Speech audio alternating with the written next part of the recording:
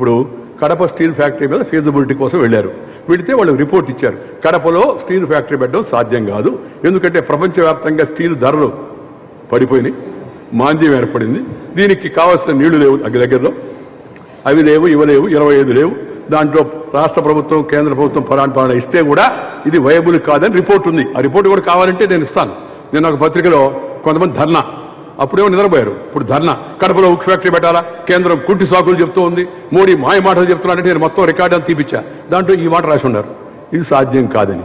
సాధ్యం కాదంటే నేను వెంటనే ఏం చేశారంటే ఆ స్టీల్ మంత్రిని పిలిచి కొన్ని మినహాయింపులు ఇస్తే ఏమైనా సాధ్యం అవుద్దేమో, ఒక స్పెషల్ టాస్క్ ఫోర్స్ వేయండి అని చెప్పాను, వేశారు. ఆ టాస్క్ ఫోర్స్ వెళ్ళి దాన్ని అధ్యయనం చేస్తూ ఉంది. ఈ లోపలే ఉద్యమం, కడపకు అన్యాయం చేస్తున్నారు చంద్రబాబు నాయుడు, కడప అన్యాయం చేస్తున్నారు కేంద్ర ప్రభుత్వం. అరే నువ్వు ఉన్నప్పుడు పెట్టింది ఇదే కదా అంటే, మేము పెడితే మాత్రం మీరు చేయబడలేదా? ఎటు సాధ్యం అవుతుందండి? అందుకని సాధ్యాలు పరిశీలిస్తున్నారు. అలాగే రైల్వే జోను పెట్టాలని చెప్పి దాన్ని పరిశీలించమన్నారు, పరిశీలిస్తూ ఉన్నాం.